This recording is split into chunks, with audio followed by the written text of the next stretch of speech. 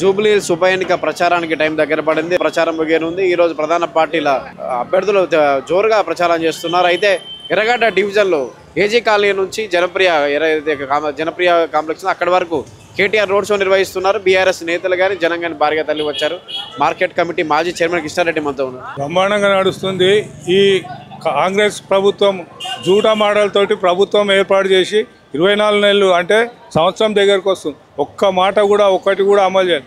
6 గ్యారంటీలు 420 హామీలు ఇచ్చి కూడా ఏది కూడా చేయకుండా మొత్తం అబద్ధాల మీద ప్రభుత్వం ఏర్పాటు చేసి ఈ 24 నెలల్లో ఏం చేయకుండా ప్రజలను మోసం చేసుకుంటూ ఇంకా మోసం చేసుకుంటూ ఈ బై ఎలక్షన్లలో గెలుస్తామని జూటా మాటలు చెప్పుకుంటూ ఎన్నో రకాల ఇబ్బందులు పెట్టి ప్రజలను ఇబ్బంది పెట్టి బుల్డోజర్ అని పెట్టి ఇది పెట్టి అది పెట్టి ఎన్నో రకాల ఇబ్బందులు పెడుతుంది.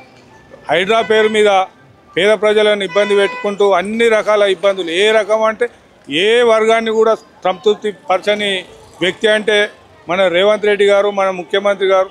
ఈయన ఎన్ని రకాల ఇబ్బందులు పెడుతున్నారంటే జనాలను ఓట్లు దండుకోవడానికి కూడా అబద్ధాలు ఆడి దండుకునేందుకు ఒక సీఎం గారు ఒక కాన్స్టిట్యున్సీలో ఏది బై ఎలక్షన్లలో నిలబడి ఇచ్చేసేందుకు ఏ భారతదేశంలో ఎక్కడ కూడా ఏ సీఎం కూడా తిరుగుడు 7 జాగాలలో 7 ప్లేస్లలో తిరుగుకుంటూ అట్టర్ ఫెయిల్ అయ్యే ప్రోగ్రాంలు పెట్టుకుంటూ తిరుగుకుంటూ ఇచ్చేస్తాం.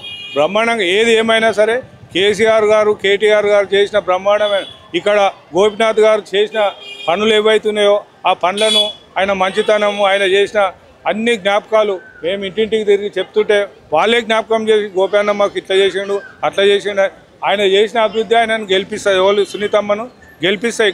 గంటాపదంగా మేము చెప్తున్నాం.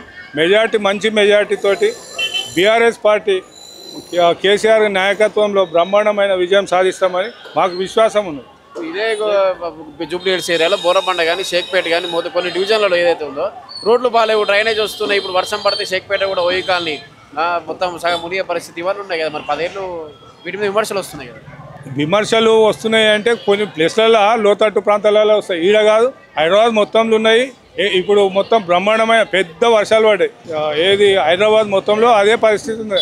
ఆ పరిస్థితులలో గోపినాథ్ గారు ఎంత డెవలప్మెంట్ చేయాలో అంత డెవలప్మెంట్ చేసి అది కంటిన్యూగా చేయాలంటే సునీతమ్మని గెలిపిస్తేనే సాధ్యమవుతుంది. మాగంటి సునీత ఎవరైతే అభ్యర్థున్నారో ఆమె మీద ఇప్పుడు గోపినాథ్ తల్లి మహానంద కూడా ఆరోపణలు చేసే పరిస్థితి కదా. అవన్నీ ఎన్నో నాటకాలు ఆడుతున్నారు రేవంత్ రెడ్డి. అందులో ఇదో నాటకం. ఇవన్నీ ఏంటంటే బ్లఫ్ చెప్తున్నా కదా. ఆయనకి ఏది మనసు ఓటమి అంచునున్నాడు.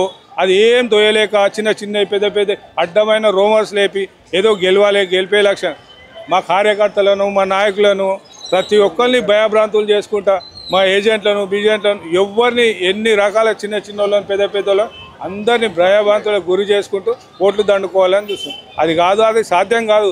ఎట్టి పరిస్థితుల్లో ఏది ఏమైనా కానీ బీఆర్ఎస్ పార్టీ సునీతమ్మ భారీ మెజార్టీతో గెలుపు ఖాయం.